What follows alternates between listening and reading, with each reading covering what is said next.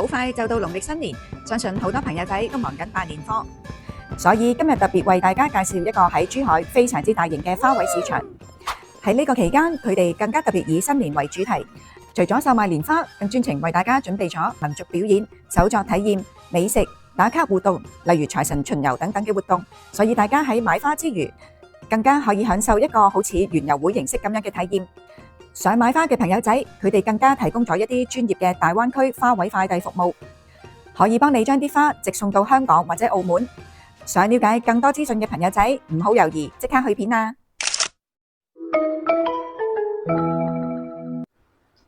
！Hello， 大家好，歡迎收睇呢個頻道，我係你哋嘅主持人 Angela 安琪兒。今日帶大家去嘅呢一個地方叫做珠海花世界。呢個地方嘅前身叫做格興花卉世界。因為佢最近嚟咗一個全面大升級，所以連名都改埋。佢嘅地址係喺香洲區兩條街嘅交界。詳細資料可以參考畫面上面嘅資料。營業時間方面，我問過第一個花檔嘅老闆，佢話佢哋大約係朝早開8點到夜晚8點。揸車嚟嘅朋友仔會見到呢一個好大個嘅指示牌。各花市場其實就正喺呢一條天橋嘅前面。呢度花呢碌嗰部分就係嗰個市場嘅入口。泊車方面，因為我哋自己都係第一次嚟到呢度見到啲車泊晒喺路邊，我哋以為附近冇得泊車，所以都跟隊泊咗喺呢度。點知後來先至知道，原來呢個市場自己有一個好大嘅免費停車場，位置就係大家沿住呢條路再向前行，去到市場入口之後轉左大約100米嘅地方就會見到嗰個免費嘅停車場。呢一個花市場佔地一共係3.6萬平方米，商戶有超過100間。佢哋嘅主題花街一共有3條。分別叫做發財街、富貴街同埋好運街，淨係聽個名都覺得非常之好意頭。就算唔幫襯，淨係嚟行下，我都覺得自己行咗一個大運。呢個地方有齊鮮花、盆栽、年桔等等，大部分應節嘅花卉，大家都可以喺呢一度揾到。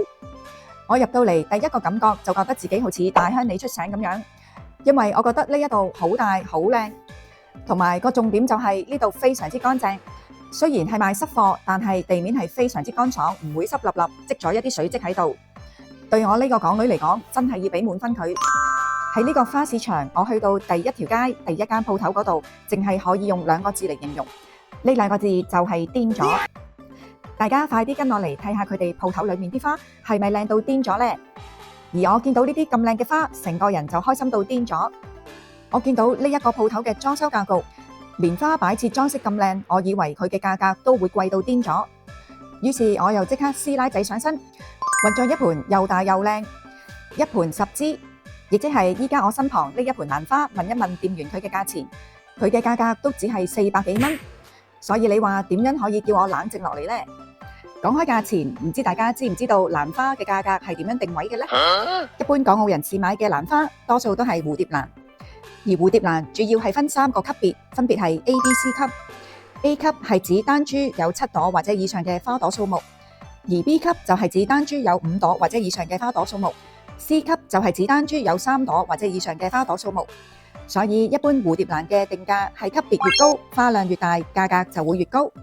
一般商家組盤嘅時候會將唔同級別專插咁樣組合，例如3株、5株、7株、12株咁樣拼成一盤。所以要評定一盤蝴蝶蘭係咪頂級，一般會根據以下嘅準則。首先佢嘅花量要夠大，花瓣要夠挺拔，花徑亦都要夠直，佢嘅葉片要有肉質同埋手感，而且係要帶有光亮嘅感覺。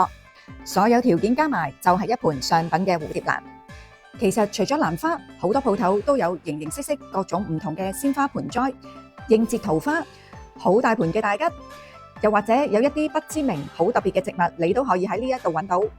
喺呢度特別想提下大家，佢哋有一個叫做便利服務，就係現場設有順豐快遞點，提供專業嘅打包服務，支援跨境寄遞，最快第2日就可以送到香港。